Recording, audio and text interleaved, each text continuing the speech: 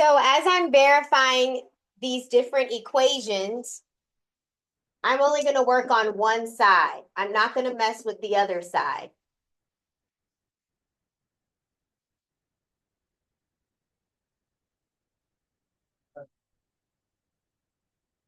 And I'm always going to mess with the complicated side. So the left side looks much more complicated than the right side of the equation. So I'm going to tackle the left side and try to make it look like this side.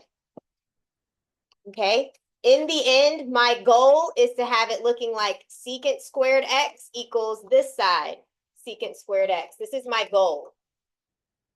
You want the left side to match the right side, okay? And the way we're going to do this, so we're going to do all the different identities that we know.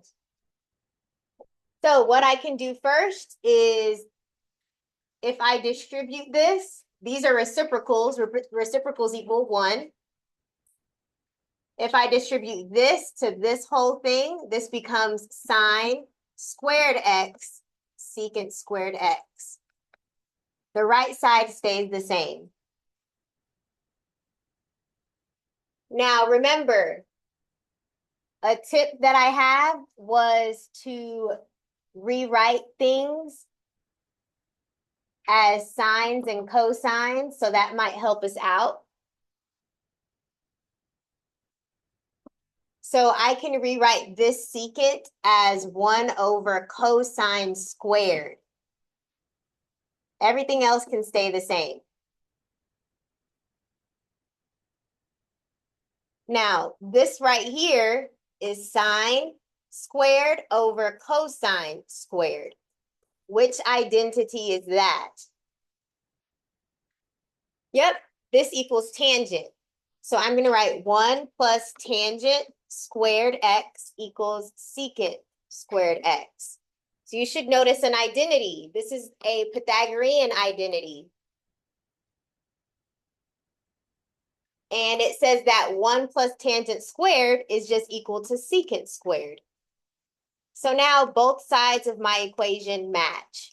So we verified that this is a true statement. Okay, here's another problem. Again, we're only going to mess with one side of the problem. So I'll just go ahead and start here. I can change this cosine squared. I'm going to use the Pythagorean identity that cosine squared plus sine squared equals 1. And if I want to get this by itself, I'm going to subtract sine squared from both sides so that I get cosine squared is the same thing as 1 minus sine squared. And if I replace it, it'll look a little bit more like that side of the problem. So this will be 2, and I'm going to replace cosine squared. Everything else is going to stay the same, but I'm going to replace this cosine squared with this, 1 minus sine squared.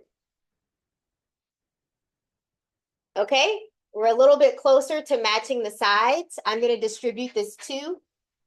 So I get 2 minus 2 sine squared minus 1.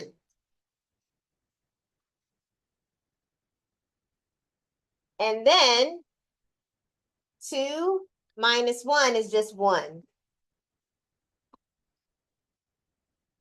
Now both sides match.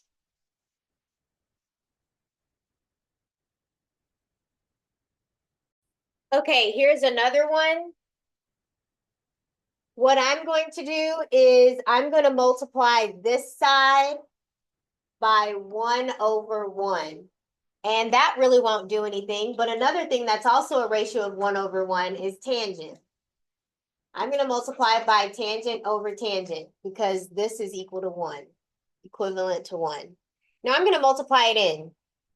Tangent and cotangent are reciprocals, right? So that means this multiplied is just 1.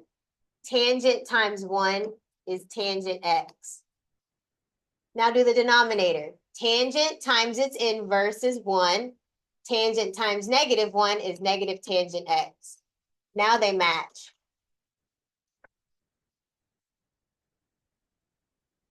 Both sides match each other.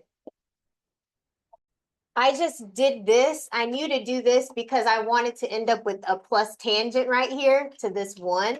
Oh. So I multiplied by tangent and I saw, oh, these are inverses. So that would give me the 1. That's how I came up with that. Are there any other problems? 13. 13.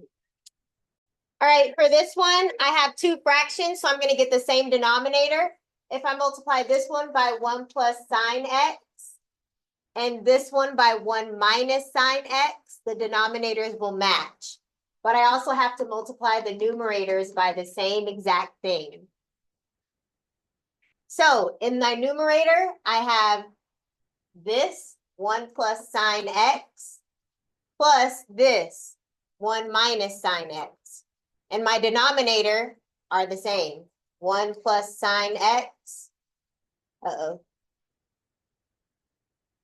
times 1 minus sine x.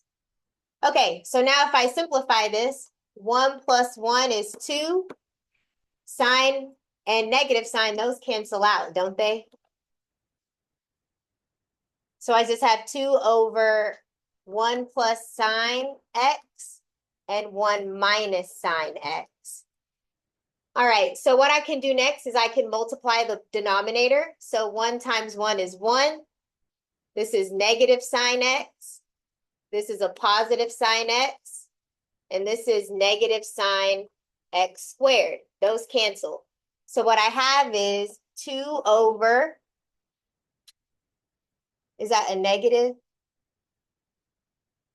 1 minus sine squared x is what I have left over. Now that's an identity. This is equal to cosine squared. And you can, this is just 2 secant squared. So that matches.